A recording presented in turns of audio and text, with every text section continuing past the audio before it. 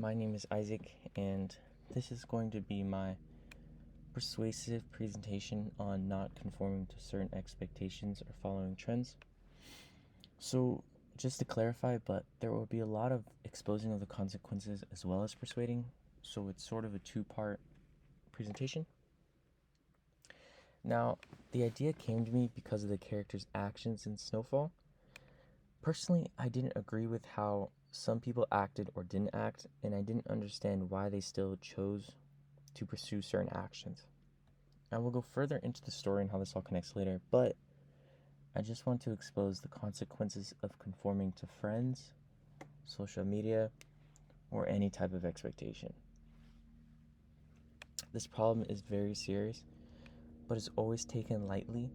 Some people don't understand that their actions have consequences to not only themselves, but to others as well, endangering both parties.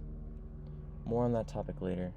So to begin, I will be talking about Snowfall by John Branch, about the steps the characters took and where they went wrong. So, Snowfall began as any story with friends, making plans, creating things to do together to enjoy, and finding the thrill-seeking adventure that awaits. But then it takes a dark turn when the pursuit of excitement leads to the tragic loss of three friends. From the beginning, I would say they all made three big mistakes that cost the lives of their skiing peers. One was leaving the resort boundaries for an isolated and known location for its dangerous slopes.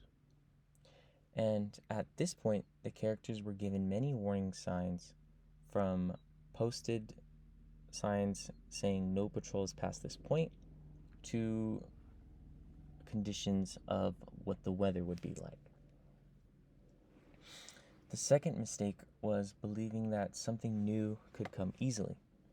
The majority of the group of friends were known expert skiers, yet even with the knowledge that everything takes practice, they still decided to pursue a slope few, if not none, had attempted before. The last mistake was the lack of doubt. Even with the warnings of avalanches and even with their experiences, they didn't understand they had no control over nature. So, knowing the risk, they continued despite the many small details adding up to the point of tragedy.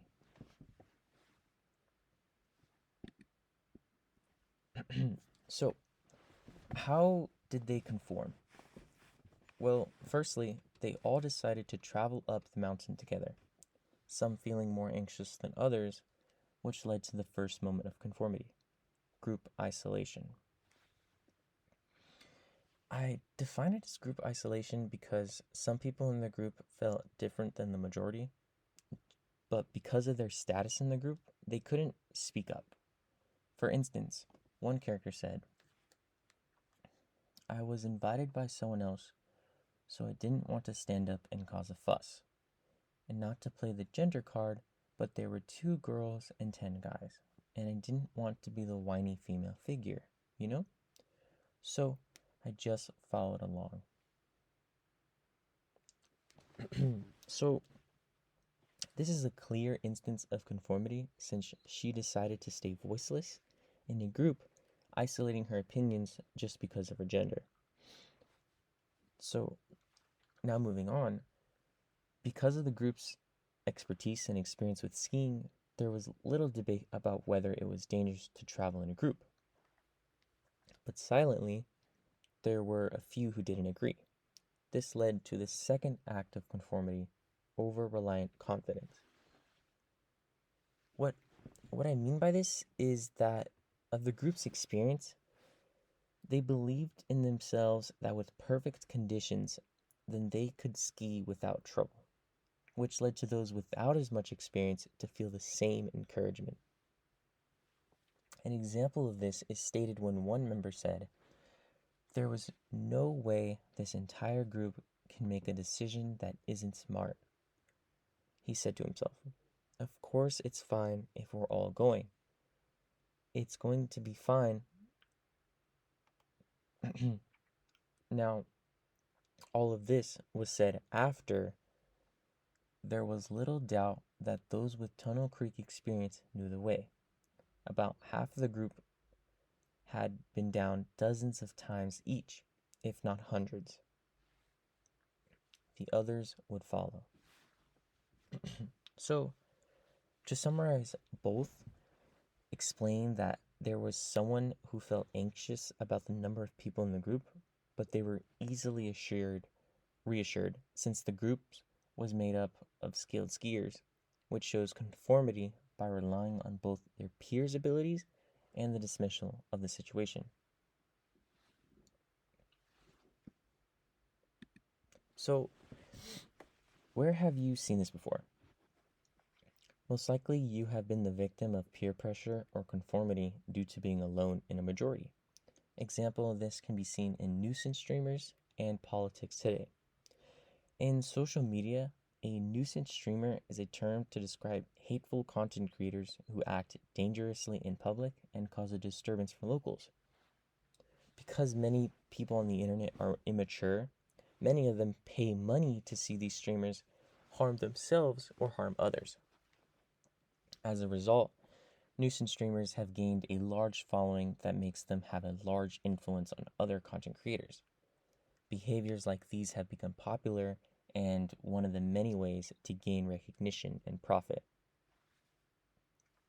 Basically, if a creator isn't a nuisance streamer, they get judged or lose a following because they aren't as cool. This has created a massive number of content creators who choose to be nuisances to fit in and because of the money and attention they are getting, which blinds them of any compassion or sympathy. So, another example of conforming could be a person during voting season. When you are given the opportunity to choose two politicians and the various proposed policies, you are most likely to hear different opinions around you that could influence your decision. Hearing your family plan to vote for the left-leaning policies could make you choose the same, just because you don't want to feel left out and because there's pressure to be part of the community, in this case, your family. Many people are led to conform because they want to avoid conflict within their family or friends who have largely had the same view.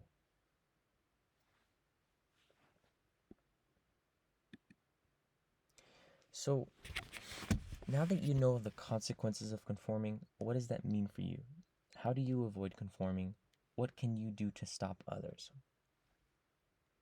Well, the overall goal of this presentation is to persuade you to stop, to help you understand the dangers of following social norms.